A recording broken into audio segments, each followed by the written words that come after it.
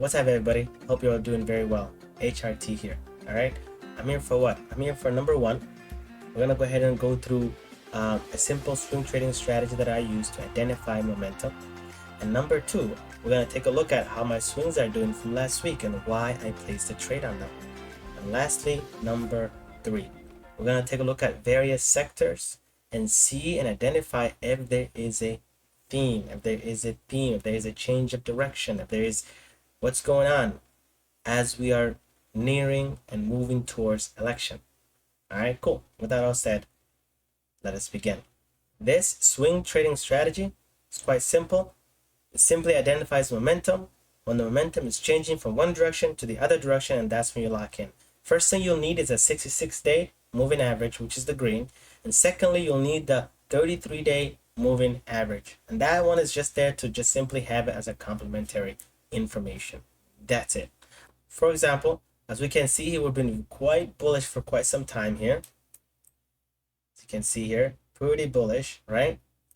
From being bullish to now clearing the 33 to now clearing the 66, and that's when you lock in on your that's when you lock in to trade this strategy, right? As soon as you got this crossover here on this day, you look at the previous day here.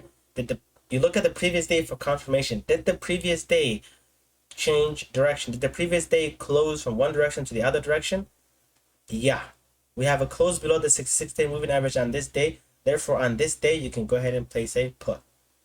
And just like that, you'll make a little bit of money here, and ultimately the stock does reverse upward, and that's why it's important to have your stop loss, etc. And yeah, take a look at this date right here. On this day right here, you look at the previous day for confirmation. The stock has been below here, and now it's above here. Not only on top of that, we actually currently trading above the 33-day moving average, getting on a call. And just like that, on this trade, you'll go ahead and recoup some of your loss from here, and just like that, you'll go ahead and make that funny money. Done. That is that strategy here. It's that simple, just like that. So let's go ahead and take a look at how our swings are doing. The first one is QQQ, right? As we can see, QQQ, it's been very, very, very bullish here. And then on Friday, we are right here. And on this date, when I noticed the price is trading below the 66-day moving average, guess what I did? I looked for, do I have a confirmation? Did the previous day close well below the 66-day moving average? Yes. So that's my confirmation to enter on this date any price nearing the 66-day moving average, and that's exactly what I did. I locked in on a put here, a small put position. Let's take a look at how it's doing right now with just one day. And not too bad. We're currently down right now at 23%, and that's fine. Right now it's still got some time to cook, and that's just that. We're gonna leave it alone, right? We got our stop loss right here, pretty tight stop loss, I will say. Just like that. Only two things gonna happen here: either A goes to our stop loss, or B starts to continue moving downward, right?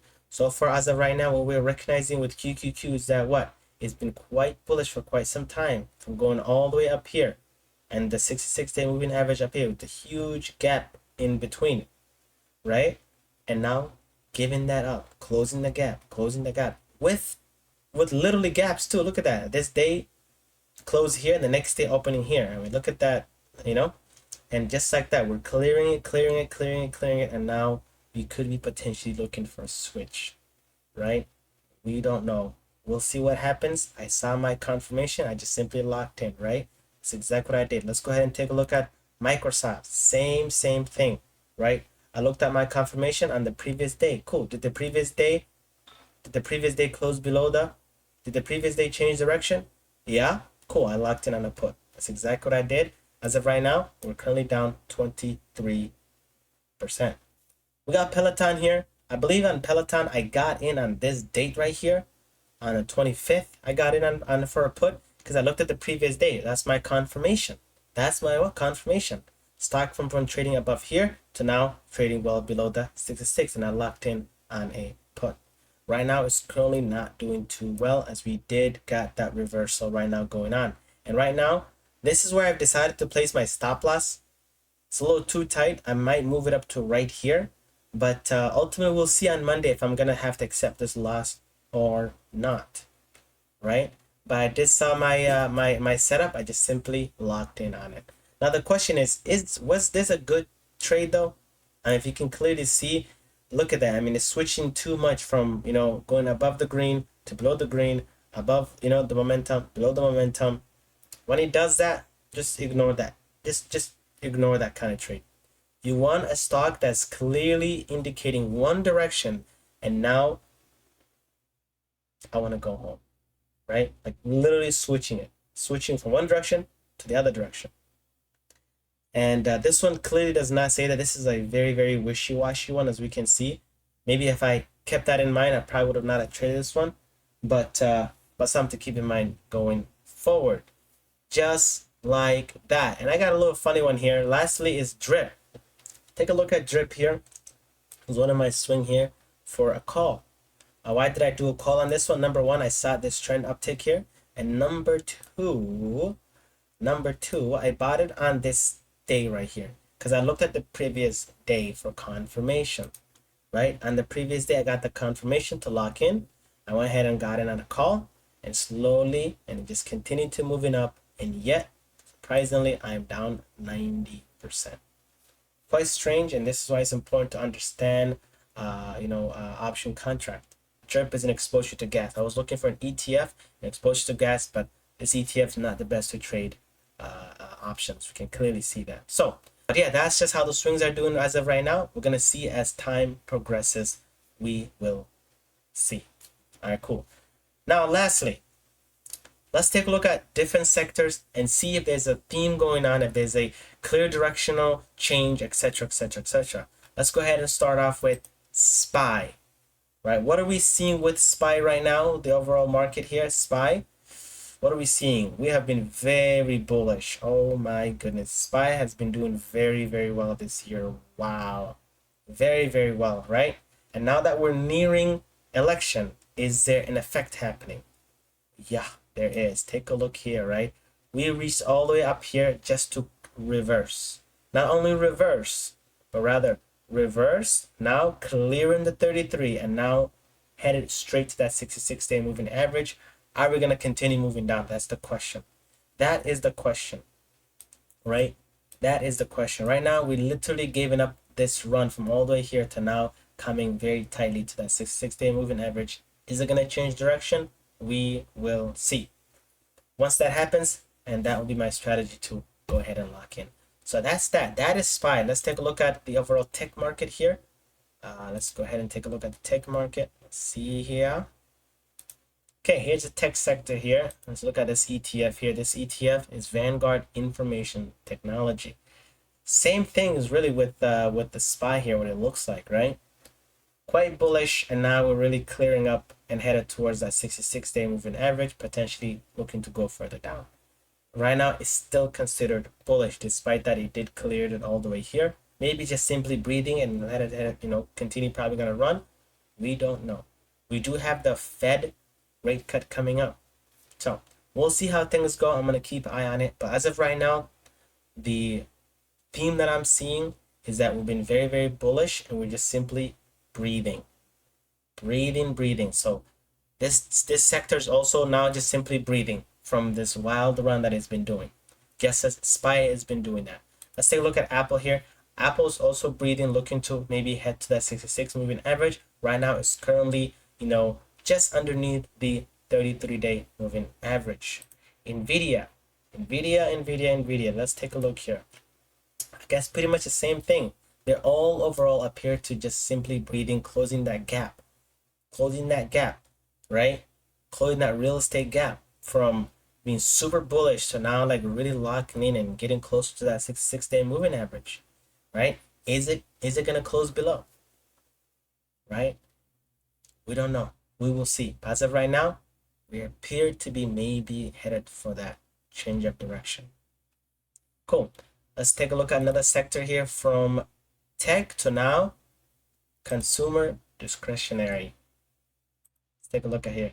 Same thing for this one too. Look at that. So everything just seems to be simply just breathing. Like, oh my goodness, I'm tired, bro. I'm tired of this bull. Literally, right? and just like that. So that appears to be that.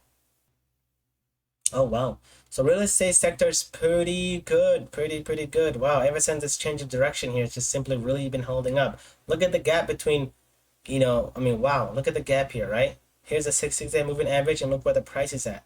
Here's 33, and look where the price is at. So that's very bullish. Money is really fueling in and really moving things up, right? This is an ETF here for real estate. Let's take a look at an individual stock that's also pretty high, pretty high up there with SPY. Very well. It's also very good. Look at this one, PLD, ticker symbol PLD. Just like that. Doing really well. Let's take a look at this one here. Very well. Same thing. And lastly, EQX. Okay, EQX. It's not doing too well relatively to its sector, right? Other real estate stocks are doing way better than EQX. Right now, EQX is still bullish, of course. We are bullish, of course, but just the degree to which how far going really trading well above the 6-6-day moving average relatively to others, you can clearly see that this one is not the winner. There we go. These are the various sectors I want us to take a look at. Is there a theme? Is the stock headed towards a particular direction as we're headed towards the towards election? So far, what I have noticed from looking at these various sectors is that there seems to be a breathing going on. Stock has been very bullish, and now is really cooling off. The question is it an opportunity to buy these dips, to buy at the 6-6-day moving average? Or number two, do you want to wait until after the Fed cut, after to see how the stock reacts, and if it's gonna continue moving up, or it's gonna actually continue going down? We don't know. So I'll let you guys decide on what trade you guys are gonna take going forward, but this is the overall thing that I'm seeing.